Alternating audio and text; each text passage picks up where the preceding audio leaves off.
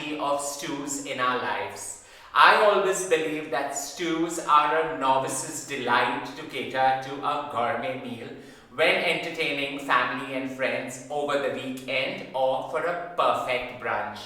My Belgian Tenderloin and Stout beer stew is a great burst of energy, flavors coming together, and it is an explosion at the right time, either paired with some rice or some perfect bread on the side. Let's get to creating this and proving my sister wrong. When you want to create this Belgian tenderloin stew, it's really very simple. It has two principles that you need to keep in mind. Use a perfect stout beer and allow it to create its magic bubbling within the stew. And the second thing is brown your meat, brown your onions to get that perfect brown caramelization. To start off, I've got a kg to a kg 100 grams of tenderloin that I've cut into cubes, about 2-inch pieces. I'm going to season it with some salt, about 1.5 teaspoons, not too much, along with 1/2 teaspoon of some black pepper, just so that it binds well together, along with 1/3 cup of refined flour. And you want this to coat, and this gets your stew having that burst of flavor. More importantly, giving your gravy some kind of depth and volume. Having this tossed my favorite way, where you just allow everything to drench in the flour, giving it a fine mist on top. And it's time to get to searing this. Into a large cast iron or stewing pan, you put about 50 grams of herbed butter and just allow it to melt. As it melts and gets bubbling hot, it's time to sear that meat. While the butter has melted and got to a fine shade of golden brown, we're just going to start searing the meat. And I'm going to sear this in batches because I want it to get caramelized brown. So about 4 minutes in each batch, and reserve it on the side. With this searing for 3 minutes on one side, you can turn it and allow it to sear for another 3 minutes. No drama, just a simple swap on the other side is what's required here. The purpose out here is to get everything nice and dark brown, preferably near caramelized stage, but do not burn it overall.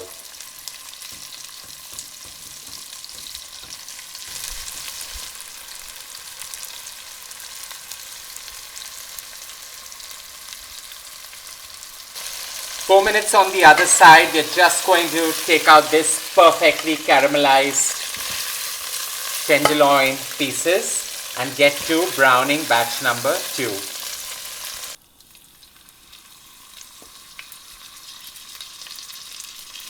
As we get to following the same principle, 4 minutes on each side, perfect sear, and take it out.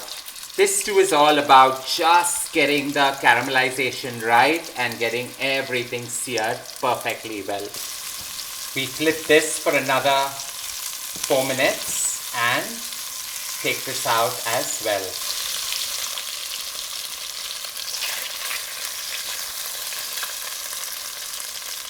Don't be alarmed by any gnarly bits that are stuck to the base of the cast iron, because that is going to add to that overall burst of flavor as well. Into the pan with those gnarly bits at the bottom, in goes 200 grams of smoky bacon, and I'm just going to allow it to render its fat and get as caramelized and crisp as possible. So another 4 to 5 minutes of searing this and allowing this to brown beautifully. Halfway through the process, as the bacon has started rendering its fat and getting that golden color, in goes a few sprigs of bay leaves, so about 2-3 bay leaves just roughly torn up, and allow it to saute and infuse in that bacon goodness fat within. As the bacon has rendered really well, and you can see how it has shrunk and more importantly got that perfect golden hue color, in goes 4 fresh red chilies. And for those who know I'm obsessed with the heat that fresh red chilies bring. And this is totally optional in this stew and not a mandate. As you allow that to saute, in goes 4 red onions sliced, and we're going to get to getting this caramelized now as well. So stir frying for 4 to 5 minutes till it gets that golden brown color.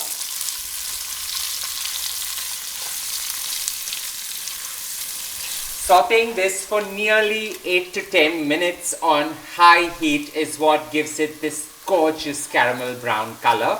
And while the onions still have a little bit of their pinkish hue, another minute and you're good to go. While the onions are creating magic out here, getting that right color and the flavor, in goes 7 cloves of garlic finely minced.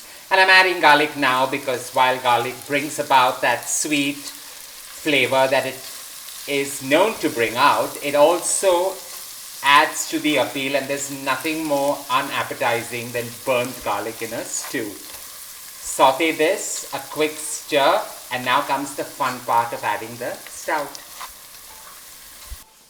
This is a great fun way of working and socializing at the same time.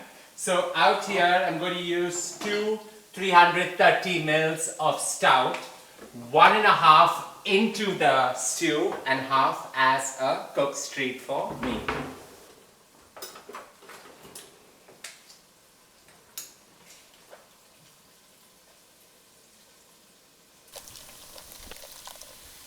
While this gives it that dark color, the flavors just work and bring out their magic.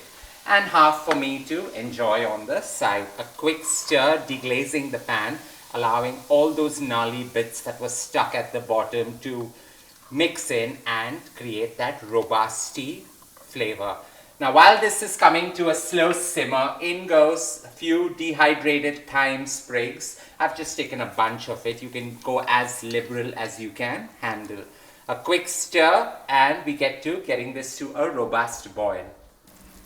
As this comes to a roaring boil, in goes a splash of apple cider vinegar, so nearly about 20 mils. And stout tends to be bitter, so you need things to balance it out, along with 2 tablespoons of dark brown sugar. And finally, a quick stir, and in goes some tenderloin stock. I'm using nearly 500 mils of tenderloin stock just to neutralize the sharp flavor of stout, but at the same time to give it more robust flavors overall. Quite a messy affair sliding the tenderloin gently in, just so that you have all the flavors coming together really well. And do not hesitate to put any of the pan juices in as well. This is a perfect Flemish stew, Belgian in nature though. The stout really works its magic out here, but you want to neutralize the flavor of stout, so in goes 500 grams of baby potatoes. Totally optional, but I think they come out really well with all that sweet and sharp tart flavors that stout brings. While this has come to a roaring boil, all you need to do is lower the flame and cook it covered for a good 25 to 30 minutes. And that's the beauty about tenderloin. It cooks so very fast. The best accompaniment for this Belgian stew is either some day-old bread or sourdough. It really works well to mop up all that gravy, sauce, and enjoy it. However, rice works well too, and Pea Pilaff, another hot favorite in the family, comes together with this stew really well. To start off, into another cast iron, I'm just going to use some cooking oil, about 25 to 30 mils of it. Allow it to get nice and hot, and we get to adding in some garlic. 4 cloves of garlic going in just to saute and scent the oil, along with 2 bay leaves just roughly toned. Put that in, allow it to sear with each other, and I like adding ginger into my Pea Pilaff just to neutralize the sweetness of peas. So about an inch of ginger going in as well.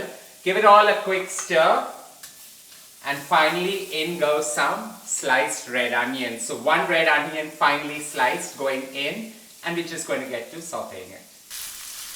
You most definitely do not want the onions to caramelize, but just get to that succulent pink color. And in goes 2.5 cups of any short grain rice that has been washed twice. So put it in, and it's all about stir frying it till it gets to that nutty flavor profile. 4 minutes of allowing this to saute, and the moment it starts sticking to the bottom and you get that little rough texture at the base of your pan, you've achieved that perfect nutty texture that you want. So in goes double the quantity, so 5 cups of hot simmering water, just so that you don't lose the internal temperature. Be careful, a trained hand, so holding hot vessels are easy, but be careful when you pour the hot water in. Bring this to a boil, allow the rice to come up to the level of the water, but this is the perfect time now to season. So a fine sprinkle of some normal iodized salt going on top. And we wait for the 2 levels to meet. As the rice and the water have reached the level, now comes to the part of just adding the frozen peas on top. Dunk 200 grams of frozen peas right on top, and just lower the flame and cook this covered for 10 minutes till the rice blooms, as well as the peas cook to the right consistency.